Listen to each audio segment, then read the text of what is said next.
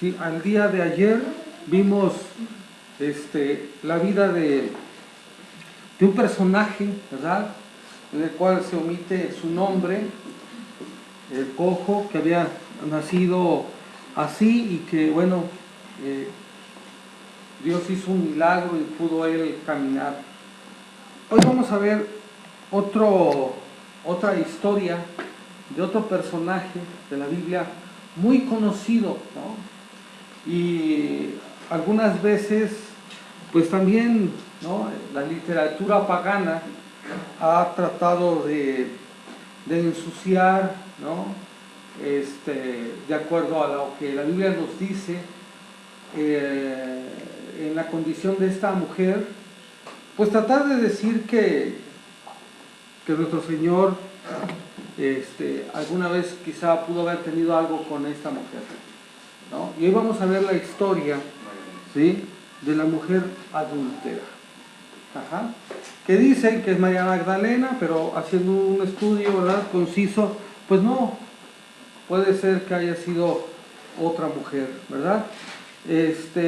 Entonces, vamos a abrir nuestras Biblias ahí en Juan 7.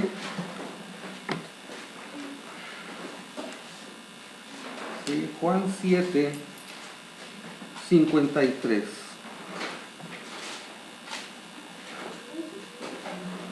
Juan 7, 53. No.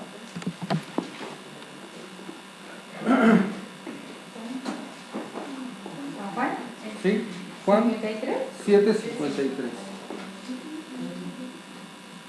Ajá, muy bien. 7, 53. ¿Sí? Vamos a leerlo. Dice así: cada uno se fue a su casa, y Jesús se fue al monte de los olivos. Así empieza esta historia, ¿verdad? Aquí la Biblia nos habla precisamente de una actividad que precisamente el Señor tenía, ¿sí? Dice que cuando cada uno se fue a su casa, bueno, pues aquí nos está hablando de las personas que seguían a Jesús, que estaban con él, quizá algunos de sus apóstoles, gente que estaba por ahí, judíos. Cada uno se va a su casa, ¿no? Pero la Biblia es muy clara en el sentido de que aquí el Señor Jesucristo se fue al monte de los olivos. Acuérdate cómo el Señor, ¿sí?, había expresado que Él no tenía dónde recostar su cabeza, que Él no tenía un lugar propio, ¿no?, donde podía Él estar. Vamos a abrir nuestras Biblias ahí en Lucas 9:58. ¿Sí? Lucas, no se pierdan de Juan. Lucas 9:58.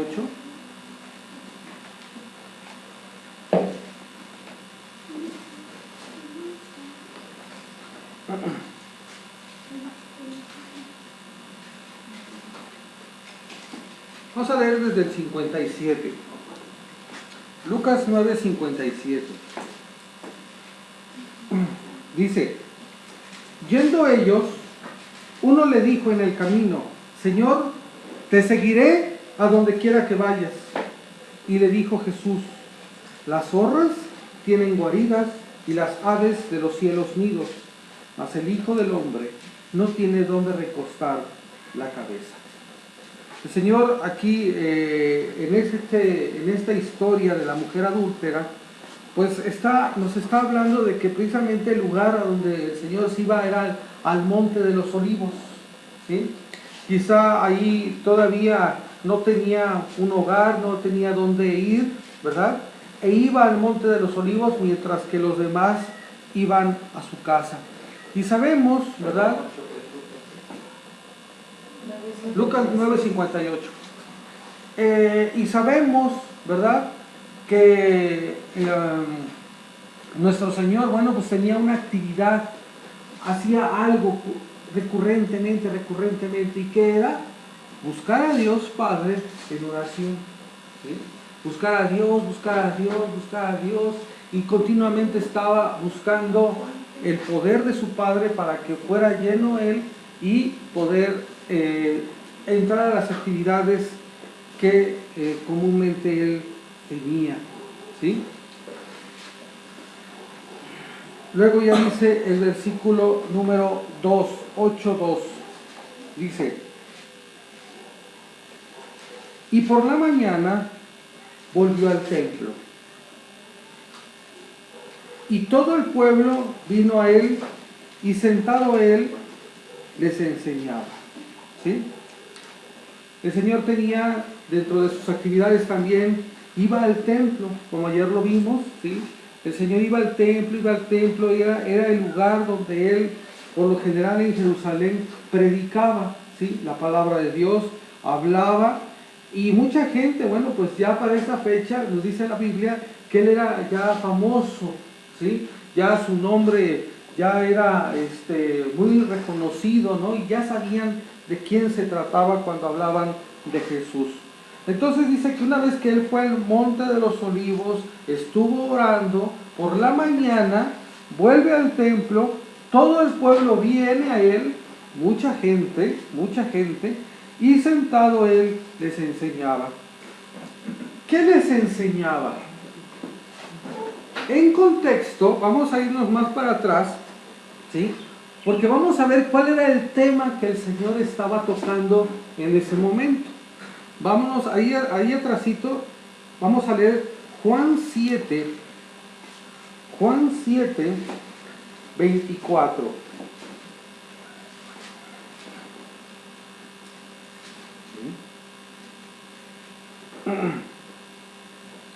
Dice así: no juzguéis según las apariencias, sino juzgad con justo juicio. El Señor ha estado tocando este tema de juzgar, de ver, de checar, de andar viendo, ¿verdad? Y dice que nosotros no tenemos que andar juzgando ni andar viendo la vida de los demás. Un peligro del cual muchos de los cristianos, es un mensaje para cristianos, tenemos, es juzgar la espiritualidad de los demás. ¿Sí? A veces decimos, pensamos, ¿sí? Cavilamos en nuestros corazones que los demás están mal y que yo estoy bien, ¿sí? Caigo en una religiosidad donde yo me pongo en un pedestal, ¿verdad?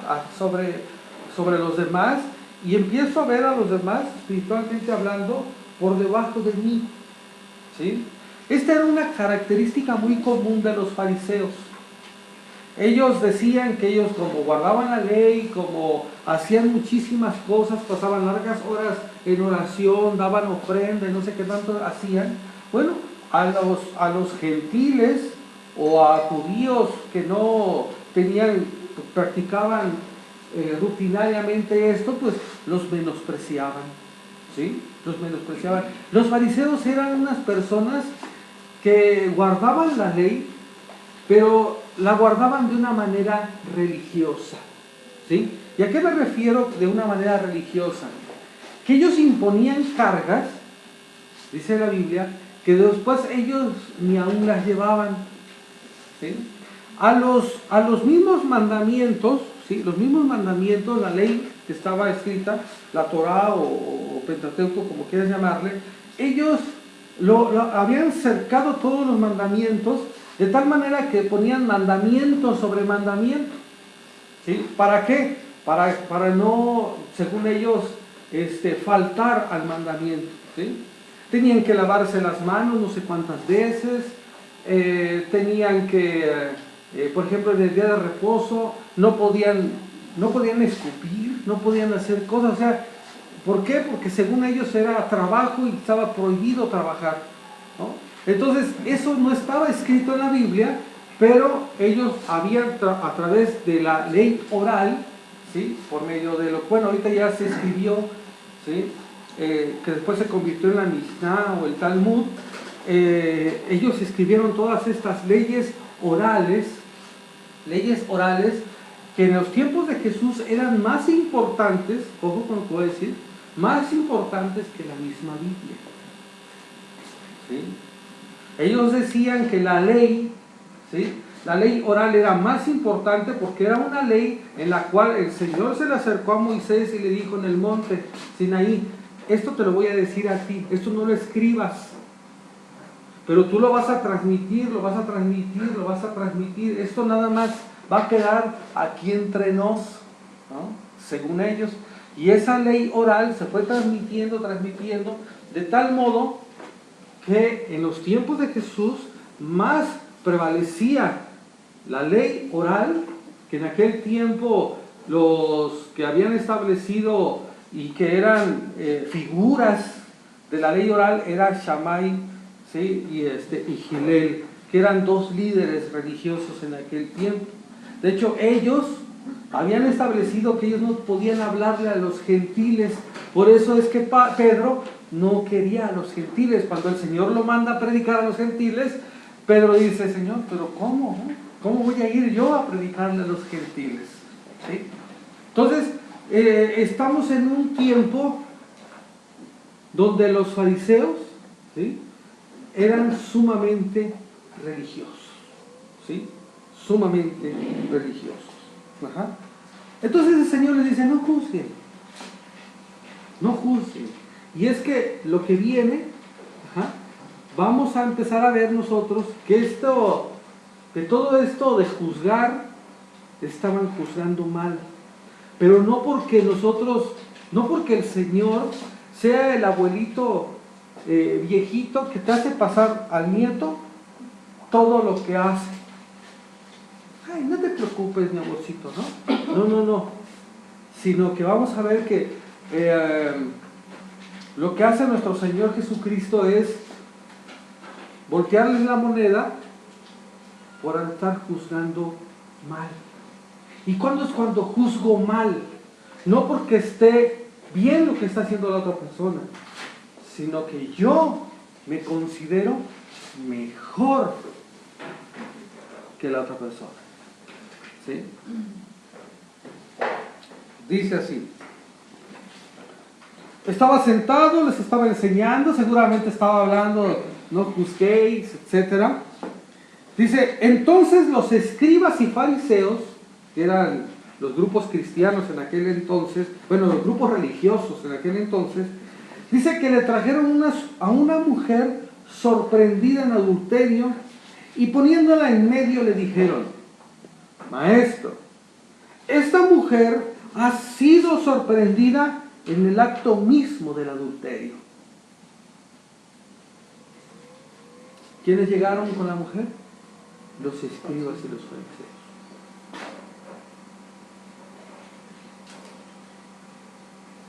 Ha sido sorprendida.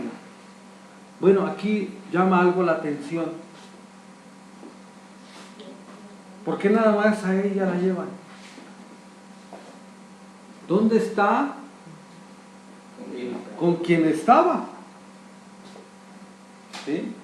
Algunos eruditos piensan y dicen que de hecho los mismos fariseos tenían una fama. En aquel tiempo había una situación en la cual si un fariseo hacía cosas indebidas, los mismos fariseos lo cubrían, porque ellos también hacían lo mismo. ¿Sí? Desgraciadamente ahora también hay muchos pastores, ¿verdad?, mucha gente religiosa que cae en este tipo de situaciones, y los mismos que cubren a esas personas son los mismos líderes que están junto con él, porque todos son iguales. ¿Sí? Entonces, aquí dice, fíjate lo que dice: esta mujer ha sido sorprendida. ¿A quién le echaron la culpa? A la mujer, a ella. Ella es la culpable, ella es la que tiene que pagar, ella es la que va a ser juzgada. Los fariseos, ¿qué hicieron? Estaban juzgando a esta mujer. ¿Sí? Entonces, ha sido sorprendida. Pero ¿y el varón? ¿Dónde está el hombre? Entonces aquí también podemos nosotros ver cómo en aquel tiempo El Señor no hacía acepción de personas, la Biblia no hace acepción de personas, ¿sí? Lo que sucede es que la misma ley oral que te venía yo platicando establecía que la mujer era de poca estima, era de menor valor, tanto las mujeres como los niños. De tal modo que ellas eran las que hacían toda la labor. Ellas eran las pastoras, los niños eran los pastores. Vemos a un David desde muy jovencito allá pastoreando, ¿sí me entiendes? Entonces, es una situación que se está viviendo ahorita en Israel donde todo está al revés, ¿sí? Fue sorprendida en el acto mismo del adulterio. Y fíjate lo que dice el 5. Y en la ley nos mandó Moisés a apedrear a tales mujeres. Tú pues, ¿qué dices? Sí, ahí sí, ya les convenía ver qué dice la ley, ¿no? ¿Y qué decía la ley? Vámonos por favor, ¿sí?, a Deuteronomio 22. Deuteronomio 22, del 22 al 24. Deuteronomio 22, del 22 al 24.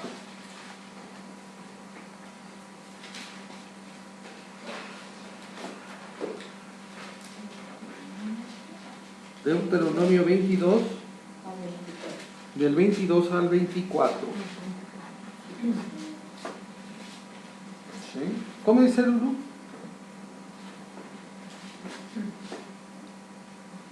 Entonces los sacaréis a ambos a la puerta de la ciudad. No, el 22, desde el 22. ¿Desde el 22? Sí. Si fuere sorprendido alguno acostado con una mujer casada con marido, ambos morirán. El hombre que se acostó con la mujer y la mujer también. Así quitarás el mal de Israel. Si hubiere una muchacha virgen desposada con alguno, y alguno la hallare en la ciudad y se acostare con ella, entonces los sacaréis a ambos a la puerta de la ciudad y los apedrearéis y morirán. La joven porque no dio voces en la ciudad y el hombre porque humilló a la mujer de su prójimo. Así quitarás el mal de en medio de ti. Fíjense. No, ahí está bien. La ley nos manda apedrear a tales mujeres. No, ahí dice que también a la mujer, pero también al hombre, ¿no? Entonces digo, ¿tú pues qué dices? Ahora, acordémonos que la Biblia nos dice que el Señor, ¿con quiénes se juntaba? Con los publicanos y con las rameras, con las prostitutas. Entonces ellos querían que Jesús cayera en una falta, de tal modo que dijera, no, como eran sus amigos, era la gente con la que Jesús estaba, porque el Señor iba a buscar a los que estaban enfermos. Dice, yo no he venido a llamar a sanos, sino a enfermos, ¿verdad? A que sean sanados. Entonces, seguramente estos fariseos y escribas dijeron, nos va a decir, suéltenla, ¿sí? ¿Para qué la van a matar? Porque conocían el mensaje de Jesús, ¿sí? Entonces, ¿tú qué dices? Y fíjense lo que pasa. El 6. Mas esto decían tentándole para poder acusarle. ¿Te das cuenta? O sea, ellos habían planeado todo esto para poder castigar a Jesús, que él cayera en una falta de la ley, ¿sí? Y poder castigar a Jesús, poderlo acusar. Pero Jesús, inclinado hacia el suelo, escribía en tierra con el dedo. Algo estaba escribiendo, ¿verdad? Se han hecho libros de qué supuestamente pudo haber estado escribiendo el Señor, pero pues no podemos llegar a nada, que ahorita vamos a ver, ¿no? Más adelantito, qué pudo haber sido. Entonces, el Señor se inclina al suelo, está escribiendo con su dedo ahí en la tierra, sobre la tierra, y dice 7, y como insistieran en preguntarle, se enderezó y les dijo, ¿no? Esta frase famosa: el que de vosotros esté sin pecado, sea el primero en arrojar la piedra contra ella. Dinos, ¿por qué no nos quieres decir qué va a pasar con ella? Y no es que el Señor no supiera qué hacer, ¿sí? Sino que el Señor, ¿qué hace aquí? No desecha la ley. No le está desechando, no está haciendo a un lado la ley, como ahora se predica, ¿verdad? Que la ley ya es de los judíos y que nosotros no tenemos nada que hacer. ¿Sí? Él no desecha la ley, sino que dice, ok, pero el que esté sin culpa, el que esté sin pecado, que empiece a apedrearla. ¿Sí? ¿Qué pensarían estos fariseos y escribas? ¿Qué está pasando en este tiempo ahora? Porque el tiempo, fíjate, el pecado ha tenido el mismo impacto durante toda la historia de la humanidad. El pecado siempre ha sido pecado. ¿Y sabes qué es lo que ha hecho el hombre desde el principio? También minimizar el pecado. ¿Sabes qué pensaban los fariseos? Que Jesús pensaba igual que ellos. ¿Qué se dice actualmente, no? Oye, ¿cómo es posible que hayas tú caído en adulterio? Ya sea el esposo o la esposa. ¿Cómo es posible que tú hayas caído en un adulterio? Me engañaste. Y la respuesta, ¿no? Que seguramente dice el que ha caído en la infracción: ya. Fue solo una aventura, ¿no? Ahora le llaman aventuras. ¿Sí? Bueno, ¿no es pecado? Sí, pero fue una aventurilla que tuve por ahí. O le llaman, ¿no? Una cana al aire, si es que por ahí ya tienen un niño. Eso es tratar de minimizar el pecado. Y sobre todo minimizar la situación esta del adulterio y la fornicación. Es un problema grave. Claro que es un problema grave. Y el Señor no podía hacerle así como que no veía a la mujer, ¿verdad? Ahora, déjame decirte que estaba el pueblo reunido ahí, había muchísima gente ahí, estaba el Señor enseñando, y no me imagino que hayan llegado con esa mujer así nada más. Aquí te la traemos. ¿Sabes cómo llegaron? A empujones, la arrastraron. No le dieron tiempo a que se vistiera. Algunos dicen que podía haber ido semidesnuda esta mujer. La sobajaron, la trataron mal, ¿sí? ¿Por qué? Porque ellos se creían súper espirituales. Entonces ella falló. Entonces ella tiene que morir, ¿sí? Pero ¿qué esperaban? Que el Señor Jesús les diera luz verde, que dijeran, órale pues, mátenla entonces, ¿no? Pero el Señor, conociendo el corazón de ellos, conociendo el corazón de esta mujer, les dice, ok, entonces, sí, el que de vosotros esté sin pecado, sea el primero en arrojar la piedra contra ella, ¿sí? Inclinándose, dice el 8, de nuevo hacia el suelo, siguió escribiendo en tierra. Bueno, ¿y esto qué tiene que ver con nosotros? Yo no he adulterado, yo no he fornicado, yo no he hecho esas cosas, ¿no? Pero la Biblia habla de algo que nosotros comúnmente hacemos, que es la fornicación o el adulterio espiritual. ¿En qué consiste un adulterio literal? ¿Sí? En que hay una unión ilegal, ¿verdad? Hay una unión ilegal ¿sí? O sea, ya la persona está casada, ¿sí? Una de ellas está casada con la otra persona. Hay una unión, o sea, está teniendo una relación que no debe de ser, no debe de existir, no debe haber esa unión, ¿sí? La Biblia nos marca que muchas veces nosotros podemos estar cayendo en un adulterio espiritual, ¿sí? ¿Qué sucede con el cristiano? Pues decía que este es un mensaje para cristianos. ¿Qué sucede con un cristiano? Un cristiano, ¿sí? Cuando acepta a Cristo en su corazón, ha hecho un pacto, ¿sí?, con Dios.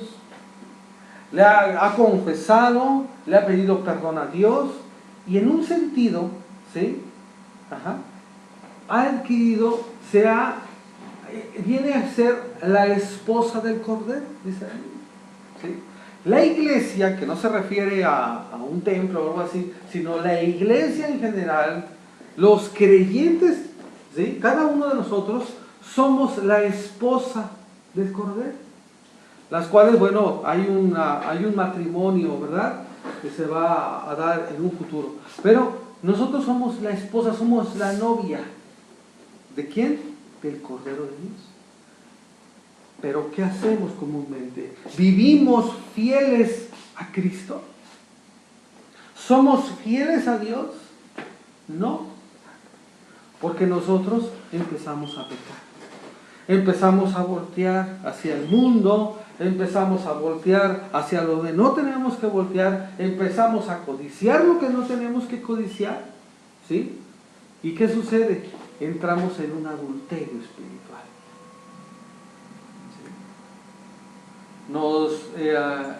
Empezamos nosotros a amar lo que no tenemos que amar, ¿sí?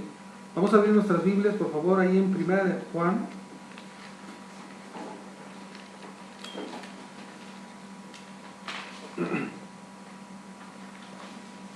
¿Dónde?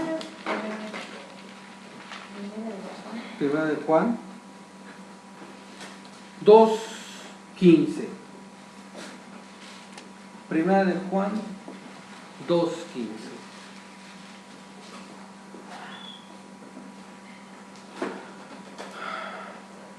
¿Cómo dice Ivette? No améis al mundo ni las cosas que están en el mundo. Si alguno ama al mundo, el amor del Padre no está en él. Hasta el 17, por favor. Porque todo lo que hay en el mundo, los deseos de la carne, los deseos de los ojos y la vanagloria de la vida, no proviene del Padre, sino del mundo. Y el mundo pasa y sus deseos, pero el que hace la voluntad de Dios permanece para siempre. Entonces, ¿qué dice? No améis al mundo, ni las cosas que hay en el mundo. ¿Y qué hacemos? Desde chiquitos, en la escuela, el padre y la madre empiezan ¿a qué? A estarnos inyectando que nosotros tenemos que triunfar en este mundo, que tengo que buscar lo mejor de este mundo. No está mal, está bien, pero bien encauzado. Pero primero, teme a Dios y guarda sus mandamientos, ¿sí? Y si Dios permite y si Dios te da la oportunidad, te dará lo que tenga que darte, ¿sí? Prepárate, estudia, exijo, sí. Haz lo que tienes que hacer, hijito, hijita. Ajá. No hay problema, está bien, pero bien encauzado. Ya si Dios me da a mí un puesto, bueno, Dios me lo dará y gracias a Dios, ¿no? Pero en la mayoría de los hogares, tú tienes que ser el primero. Yo quiero esto, tú tienes que ser el mejor. Digo, no está mal, qué bueno, sí está bien, pero muchas veces, ¿sí?, así crecemos nosotros con esa ideología, con ese pensamiento, con esa filosofía, ¿sí? Y quien no lo logra, ¿verdad?, pues se siente frustrado para toda su vida. Crecen mal, ¿sí?, con una idea falsa de que tú vas a ser feliz si tú alcanzas y empiezas a ganar cierta cantidad de dinero, si tú tienes este puesto, ¿no? Entonces, desgraciadamente así crecen, así les enseñan. Y empiezan a amar las cosas que hay en este mundo. Y la Biblia dice, no améis al mundo ni las cosas que están en el mundo. Si alguno ama al mundo, ¿cuándo es cuando nosotros amamos? ¿Sí? Cuando nosotros damos nuestra vida por eso. Había una vez un violinista, ¿no?, que tocaba precioso el violín. Iba a tener su concierto, tiene su concierto, un éxito, todo el mundo aplaudiendo. Y uno de los que estaban ahí en el concierto dice, yo tengo que ir a saludar y estrechar mi mano a este genio, ¿no? Y cómo se mete y busca y llega hasta donde estaba el violinista. Y le dice, no, tocar sus manos. Dice, yo daría mi vida por tocar el violín como usted lo toca. Y le dice el violinista, ¿y usted qué cree que fue lo que yo hice? ¿Y mi vida? Cuando nosotros amamos algo, damos nuestra vida por eso, sea lo que sea. Entonces dice la Biblia, no améis al mundo, ni las cosas que hay en el mundo, porque entonces el amor hacia mi Padre se desviará. Y Dios, dice la Biblia, que es un Dios celoso. Dios quiere que le amemos a Él nada más. Él no espera que nosotros amemos otras cosas, ¿sí? Dios quiere que le amemos a Él con todo el corazón, con toda nuestra mente, con toda nuestra alma, dice en Deuteronomio 6, con todo, ¿sí?, con todas nuestras fuerzas. Nuestro amor tiene que estar dirigido a Él. Si yo amo otras cosas, estoy entrando en un adulterio espiritual. ¿Sí? Muy bien.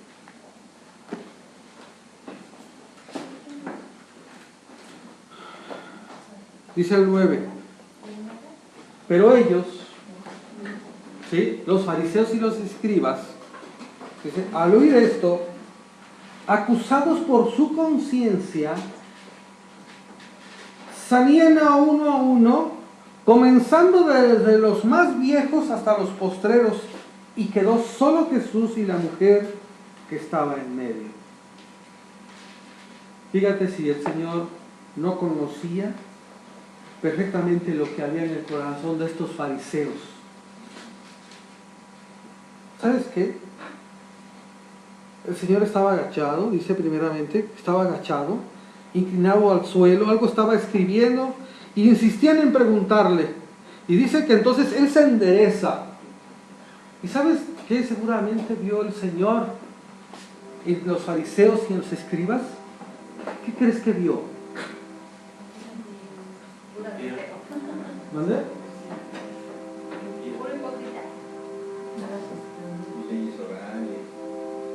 ¿Qué pudo haber visto el Señor cuando se inclina y ve a los fariseos? Merece morir. La ley dice que tiene que morir. ¿Sabes qué vio? Vio odio. Odio en sus ojos. Rencor. Resentimiento. Un celo mal infundado. ¿Sí? Querer matar. Por eso el Señor los acusa y dice, ustedes son hijos de vuestro padre el diablo, le dice a los fariseos, ¿verdad? Porque los deseos de vuestro padre el diablo quieren hacer. ¿Y qué es lo que querían hacer? Matarlo. El matar. ¿Sí? Es un deseo no de Dios. El odio, el rencor, ¿verdad? El resentimiento, la envidia, todos esos malos sentimientos, dice en Santiago, los celos no provienen del cielo, sino provienen del infierno. ¿Sí? Ahora, aquí el Señor va a enfrentar dos cosas. ¿Sí? Dos cosas. Porque este odio que salía de sus corazones, que se reflejaba en su rostro, ¿sí?, nos habla de dos cosas. Aquí hay dos situaciones. Una mujer que está siendo juzgada por un pecado carnal. ¿Sí? Pero ¿qué traían estos fariseos y escribas? ¿Sí? La mujer fue dominada por su yo carnal, ¿sí?, por su carne. Pero estos hombres estaban dominados por su yo diabólico. ¿Sí? Por eso dice el Señor desde tiempo atrás, dice, no juzguéis según las apariencias, porque yo veo que, y se los voy a demostrar mañana, yo veo que sus corazones, yo veo que sus almas están más dañadas que las de esta mujer. ¿Sí? Porque el orgullo ha ensoberbecido, ¿verdad?, el corazón de los fariseos y de los escribas. Entonces, tú y yo tenemos que tener cuidado, ¿verdad? ¿Qué es lo que yo estoy permitiendo? ¿De qué forma estoy yo juzgando? ¿Verdad? De tal modo que ¿qué es lo que está saliendo de mí? ¿El yo carnal, el yo diabólico o la nueva naturaleza creada según Dios? ¿Verdad? Entonces,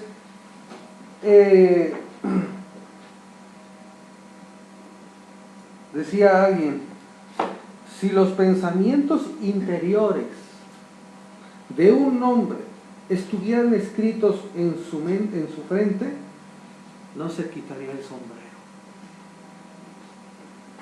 Si los pensamientos tuyos, yo los pudiera leer. ¿Qué pasó por llegar? Hola, buenos días. ¿No? ¿Por qué? Porque realmente, ¿qué traigo yo en mi mente? ¿Qué traigo en mi corazón? Porque acuérdate que el Señor juzgará. ¿Qué me quiere decir que es lo que el Señor juzgará? En el corazón. Las intenciones del corazón. Porque quizá yo muchas cosas no las logré hacer por miedo, por las consecuencias, pero yo las hubiera querido hacerlas. ¿Sí? ¿Cómo no lo mato? Ese resentimiento, ese odio, ese rencor. Quisiera matarlo, pero no lo mato porque si lo mato me voy a meter a la cárcel y me lo va a llevar. ¿No? Pero de adentro de mi corazón lo quiero matar. Y dice Dios, yo voy a juzgar las intenciones. Dice también la Biblia, dice que si un hombre mirase a una mujer para codiciarla, ¿qué dice? Ya adulteró con ella en su corazón. Entonces dice, no es necesario hacer el acto, ¿verdad? Ya hay un adulterio espiritual, hay un adulterio en mi corazón. No estoy amando al Padre, estoy amando la venganza, el rencor, ¿verdad? Entonces, de esto se trata. Dice el 8 otra vez, dice, inclinándose de nuevo hacia el suelo, siguió escribiendo en tierra. Él empezó a escribir cuando llegaron la mujer.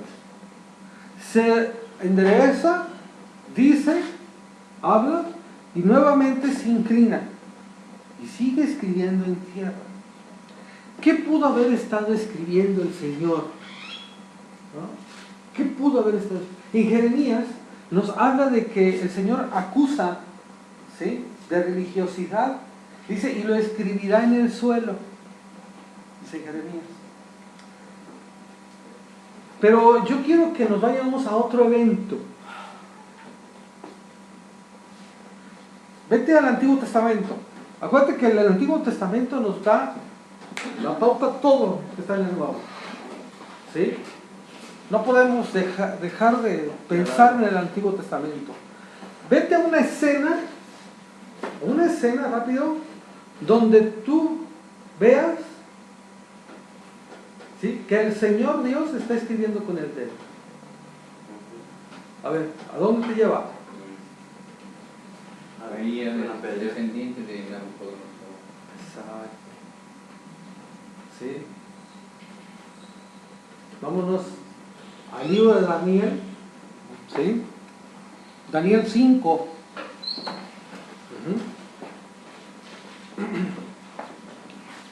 Y vamos a pensar que algo similar el Señor estaba escribiendo. Ya me imagino a todos acá parados, ¿sí? El Señor allí escribiendo, ¿no? Neme, ¿no? Haciendo la N, luego haciendo la E, y todos viendo. O tal vez pensaban que él sabía con quién estaba ella y estaban poniendo su nombre. No, pero ya sabes, ¿A él sabía con quién estaba? Si era un fariseo, le estaban encubriendo. Probablemente, ¿no? Pero fíjense, vámonos a Daniel 5. ¿Sí? Daniel 5.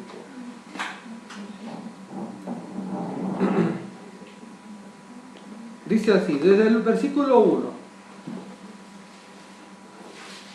¿Ya están todos en Daniel 5? Sí.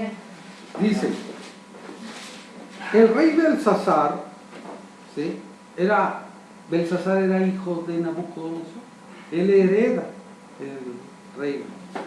El rey Belsasar hizo un banquete a 1000 de sus príncipes, y en presencia de los 1000 bebía vino. Belsasar, con el gusto del vino, o sea, ya medio borrachón, dice, mandó que trajesen los vasos de oro y de plata que Nabucodonosor su padre había traído del templo de Jerusalén, para que bebiesen en ellos el rey y sus grandes, sus mujeres y sus concubinas. Aquí hay un montón de adulterio. Y vamos a ver que hay otro tipo de adulterio también aquí. Dice, entonces fueron traídos los vasos de oro que habían traído del templo de la casa de Dios que estaba en Jerusalén, y bebieron en ellos el rey y sus príncipes, sus mujeres y sus concubinas. Bebieron vino y alabaron a los dioses de oro y plata, de bronce, de hierro, de madera y de piedra. O sea, aquí hubo ¿cómo le llaman? Sacrilegio, no sé. Eran los instrumentos, eran los vasos del templo santo, que en aquel entonces sí tenía un gran valor, y los habían ocupado para que sus mujeres y sus concubinas, de ser vasadas, tomaran vino. Y también las aprovecharon, ¿para qué? Para dar honra y honor a sus dioses. ¿Sí? Hay un adulterio tanto físico como espiritual. ¿Sí? O sea, yo no puedo estar así, ¿no? Yo no puedo estar amando al mundo, ni las cosas que hay en el mundo. ¿Sí? Sigue diciendo, en aquella misma hora, dice el 5, aparecieron los dedos de una mano de hombre que escribía delante del candelero sobre lo encalado de la pared del palacio real, y el rey veía la mano que escribía. Entonces el rey palideció y sus pensamientos se turbaron y se debilitaron sus lomos y sus rodillas daban la una con la otra. Estaba temblando, ¿no? Que una mano ahí de pronto, ¿no? Imagínate. Ahora, vámonos más adelante, por favor, al 22. Sí, ahí mismo Daniel 5, porque luego de ahí mandan a querer traer a los sabios, astrólogos y todo eso, y no dan qué significa lo que estaba escrito en la pared. Entonces su mujer, su esposa, le dice, oye, hay entre los israelitas allá un hombre sabio que tu papá también trajo de allá, y era, wow, no sabes, tráelo, él te va a decir. Entonces mandan a traer a Daniel, ¿sí? Al profeta Daniel. Y fíjense, ¿sí? Dice el 22, 5:22. ya Daniel se está dirigiendo a Belsasar, le dice, y tú, su hijo Belsasar, antes le está diciendo que Nabucodonosor tuvo que ser humillado, ¿sí? Dice, y tú, su hijo Belsasar, no has humillado tu corazón, sabiendo todo esto. O sea, Belsasar, perdón, sabía que su padre le había entregado su vida a Dios, ¿sí? Él sabía que le había entregado su vida, porque Nabucodonosor se convierte, ¿sí? Dice, tú lo sabes, pero no te has humillado. ¿Y sabes por qué no nos humillamos delante de Dios? Porque nos gusta vivir como el mundo.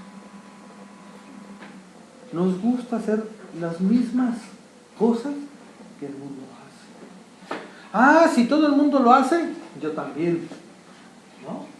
Si todo el mundo lo dice, yo también. Si todo el mundo lo viste, yo también. Pero el cristiano está llamado a ser diferente. Nosotros somos diferentes. Se tiene que notar la diferencia entre un cristiano y una persona que no conoce de Cristo. ¿verdad? Entonces Daniel lo empieza a enfrentar y dice, no te has humillado, y dice 23, sino que contra el Señor del cielo te has ensoberbecido. E hiciste traer delante de ti los vasos de su casa, y tú y tus grandes, tus mujeres, tus concubinas, bebisteis vino en ellos. Además de esto, diste alabanza a dioses de plata y oro, de bronce, de hierro, de madera y de piedra, que ni ven, ni oyen, ni saben. Y el Dios en cuya mano está en tu vida y cuyos son todos tus caminos, nunca lo honraste. ¿Qué le está diciendo? Tú estás en un adulterio espiritual. No te puedes levantar con él. Te has ensoberbecido. ¿Qué es ensoberbecerse? Engrandecerse. Decir, yo puedo, ¿no? A mí no me importa lo que tú digas. A mí no me importa lo que Dios diga. Oye, pero aquí está escrito. A mí no me importa.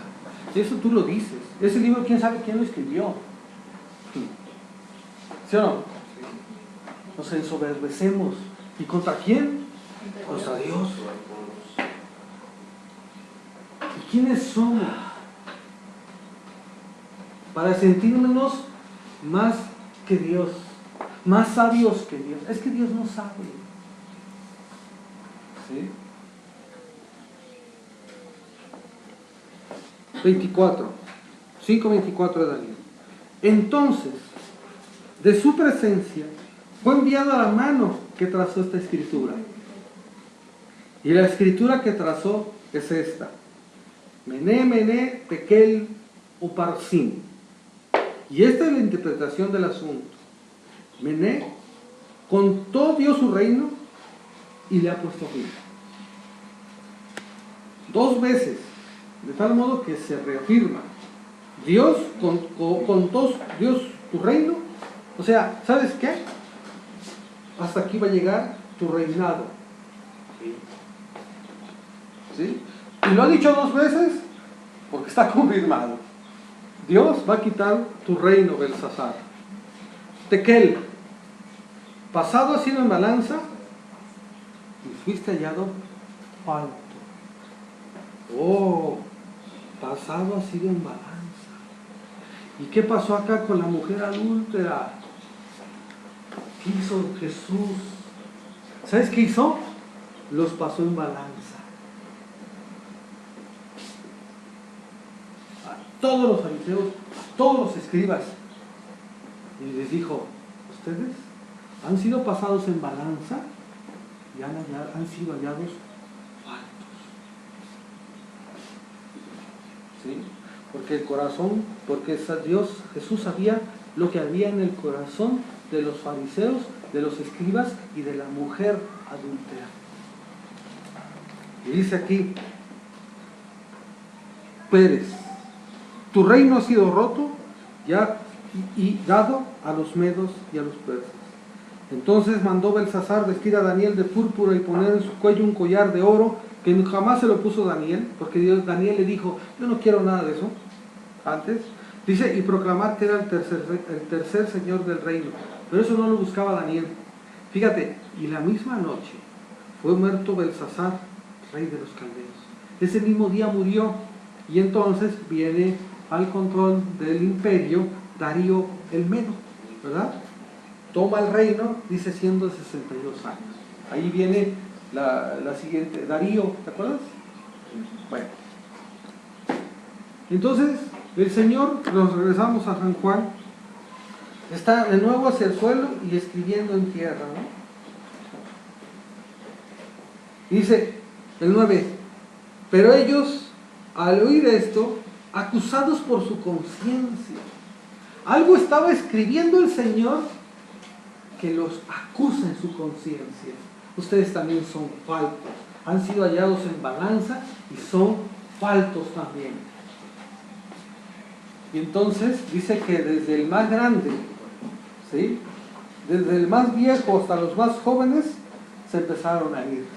Ya tenían las piedras en la mano, ya estaban listos para arrojar la piedra a la mujer adúltera. Ay, ya me acordé que tengo que ir allá. Y el otro, ay, yo también, ¿qué crees? Que me habló mi esposa. ¿No? ¿Eh? Ya sabes cómo se pone la situación. No, pues yo, ¿qué crees que? Sí, yo también ya me acordé que tengo que ir por acá. Y se empezaron a ir. Entonces el Señor, ¿sí?, dice en el 10, enderezándose Jesús y no viendo a nadie sino a la mujer, le dijo, mujer, ¿dónde están los que te acusaban? ¿Ninguno te condenó? Ella dijo, ninguno, Señor. Entonces Jesús le dijo, ni yo te condeno, vete y no peques más. Qué hermosa, ¿verdad?, escena. Vemos la gran misericordia de Jesús. Pero vamos a ver, que aquí hay algo muy interesante. Estos hombres, al ver que su conciencia los acusaba, se fueron.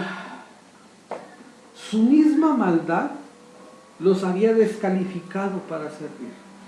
Ellos no se sintieron con la fuerza espiritual para lanzar una piedra, sino también ellos fueron acusados. Su propia conciencia los acusó. Ustedes están peor que esta mujer, o igual, ¿verdad? Porque ustedes hay odio, hay rencor, hay resentimiento, ¿sí? Jesús endereza, ¿sí? Dice, ¿dónde están los que te acusan?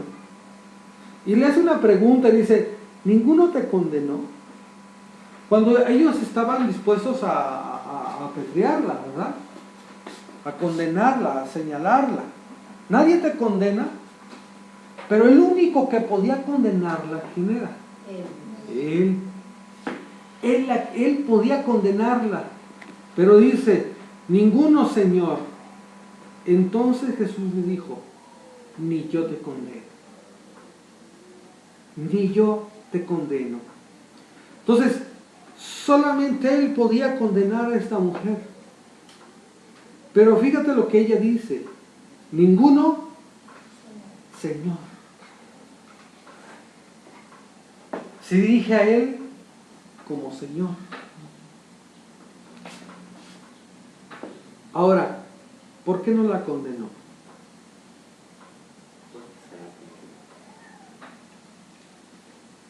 ¿Por qué no la condenó? ¿Por qué crees que no la condenó? ¿Se arrepintió?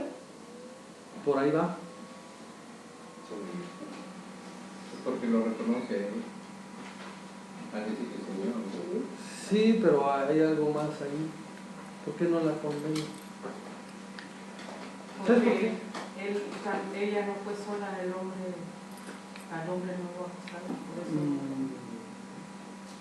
Porque vino a salvar a los que estaban enfermos con esta persona. También. Pero es que yo quiero que adivinen lo que estoy pensando.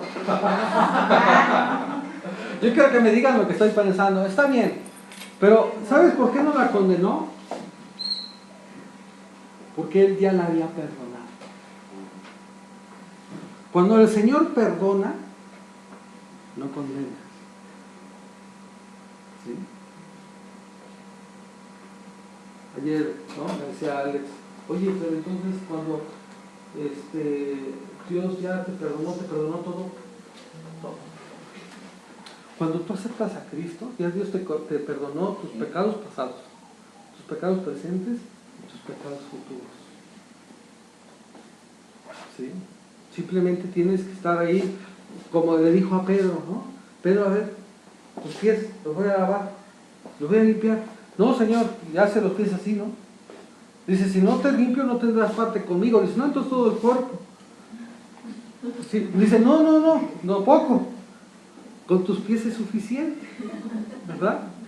Entonces le dice, ¿por qué? Porque nosotros en nuestro andar cristiano nos ensuciamos. Entonces necesitamos ir a una limpieza, ¿verdad? Pero Dios ya nos perdonó. Y cuando Dios perdona, no condena a nadie. ¿Y sabes quiénes son los condenados? ¿Sí? Vámonos a Juan, por favor. Ahí atrásito. Juan 3, 19.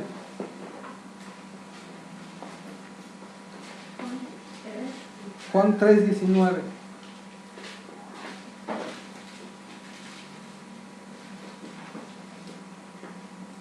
¿Cómo se habla? Alegrando. Y esta es la condenación, que la luz vino al mundo y los hombres amaron más las tinieblas que la luz, porque sus obras eran malas. Hasta el 21. Porque todo aquel que hace lo malo aborrece la luz y no viene a la luz para que sus obras no sean reprendidas. Mas el que practica la verdad viene a la luz para que sea manifiesto que sus obras son hechas en Dios. Entonces, ¿qué es la condenación? El que, ¿sí? El que no busca la luz, el que ama La oscuridad. las tinieblas. ¿Sí? Entonces, yo no te condeno, ya te perdoné. ¿Y por qué la perdonó? ¿Por qué? Porque esa mujer, ahora, pero si ella no dijo nada, no sale nada de sus labios, no dice perdóname, Señor, ¿verdad que no? No dice en ninguna parte. ¿Por qué? Porque Dios ve el corazón. A ver, o sea, ya sin antes de que tú vayas en una oración, dice la Biblia, antes de que pronuncies una palabra, ya sabes lo que le vas a decir. Porque mucho de lo que sale de nuestra boca es puro rollo, ¿eh? Señor bendito de los cielos. Unas oraciones que bárbaro para grabarlas, ¿verdad?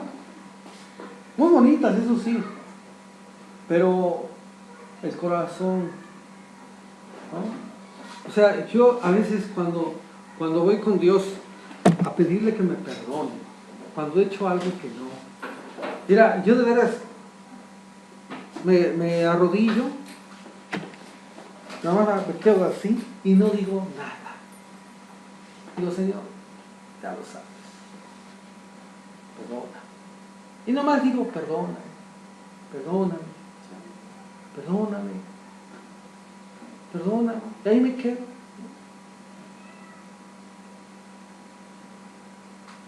¿Y por qué? Porque Dios ve el corazón. ¿Sí? Dios ve lo que hay en el corazón. Y esta mujer, si Dios no la condenó, fue porque la perdonó, porque ella se arrepintió. ¿Sí? Y lo vamos a ver con esta afirmación que el Señor dice: ni yo te condeno, vete.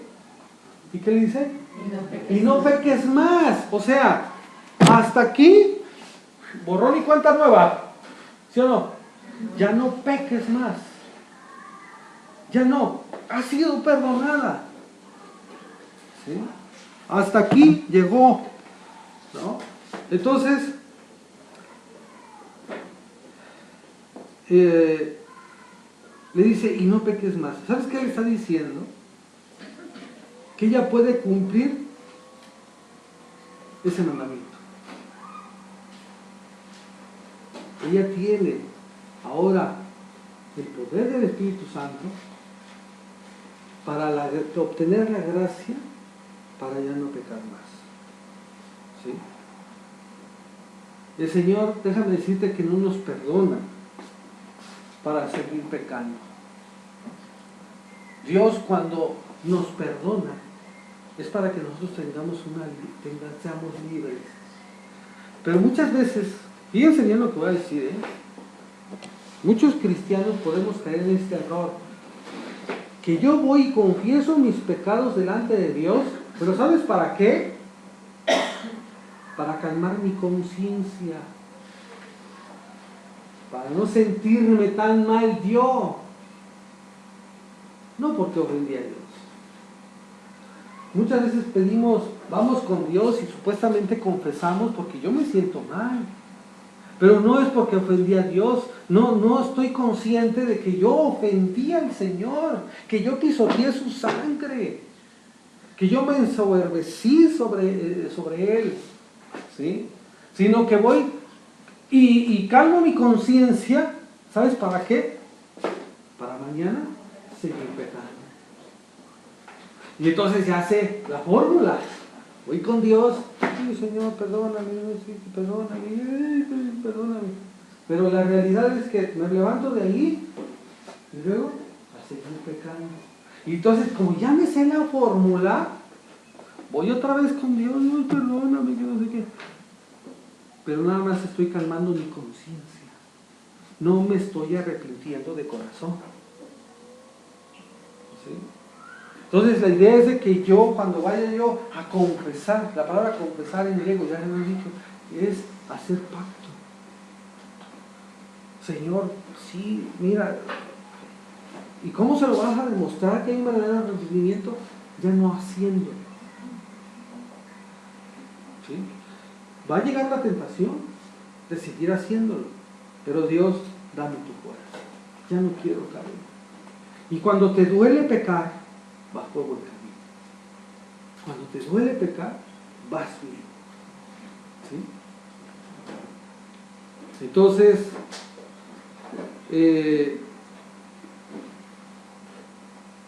Dios quiere perdonarnos porque Él nos quiere poner en libertad. ¿Sí? Nos quiere poner en libertad para que tú y yo podamos ser una persona diferente. Dios te perdona porque Dios quiere hacerte diferente. Ese es el objetivo de Dios, que cambie tu vida. Esta mujer fue perdonada, pero para que su vida fuera transformada, para que tuviera la libertad, ¿no? Y ya no fuera esclava del pecado. Entonces, ¿cuál es el objetivo del perdón? Que tú seas transformado. Porque de nada serviría que Dios te perdonara y que siguiéramos igual.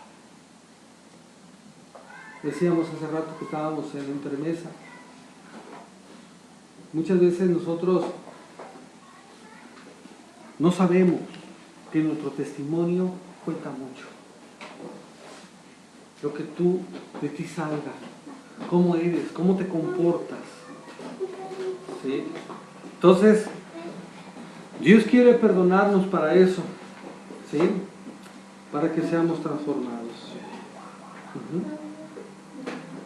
Entonces, ahora esta voz, vete y no peques más, pues que sea realmente algo que suene en nuestros oídos cada momento. Si tú tienes alguna falta, tú vas y Dios te perdona, pero con la idea de que ya no peques más. Y ese pecado conocido, ese pecado que nos asedia, esa tendencia nuestra, tiene que ser vencida por Cristo. Porque para eso vino Cristo, ¿sí? Para liberarnos de la esclavitud del pecado y ya no vivamos pecando, ¿sí? Y yo me voy a alimentar de su espíritu, ¿verdad? A través de la lectura de la Biblia, a través de la lectura de su palabra, ¿verdad? Y así entablar una relación con Dios a través de eso. Entonces, bueno, pues esto es lo que quería compartirles y bueno, pues esperando que cada uno tome lo que tiene que tomar y nos vayamos, vete y no peques. Muy bien, pues vamos a orar, ¿no? Vamos a dar gracias a Dios. Señor Jesús, te damos gracias. Gracias por este pasaje que tú nos has podido compartir, Señor. ¿Y quién más que tú, Señor, que tú estuviste frente a esta mujer? Viste su corazón. Y también viste el corazón de todos y cada una de esas personas que estaban a tu alrededor. Así como conocías lo que había en sus corazones, Señor, tú también hoy te paras aquí, Señor, y puedes ver cada corazón. Y tú sabes lo que cada uno tenemos. Te pedimos, Señor, que de nuestro corazón únicamente salga la misma actitud de esta mujer. Arrepentimiento. Dolor por haber pecado contra ti. Perdónanos, Dios. Perdónanos porque diario fallamos, diario pecamos. Te pedimos, Señor, que tú nos limpies lo profundo de nuestro corazón. Señor, llévanos a entablar una relación contigo de tal modo que podamos estar en una intimidad y donde haya una restauración diaria de cada uno de nosotros, de nuestro ser, de nuestra alma. Perdónanos, Señor, y ayúdanos, Padre, a vivir en victoria.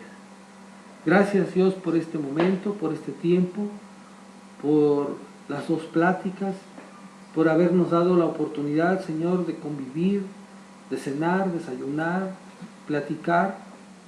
Y Padre, pues tú vayas fortaleciendo nuestro amor mutuo y que, Señor, pues vayámonos cada vez amando más entre nosotros y que sigamos aquí, que tu iglesia crezca. Señor, te pedimos para que pues tanto las personas que vinieron ayer, hoy, Dios, pues podamos mantenernos.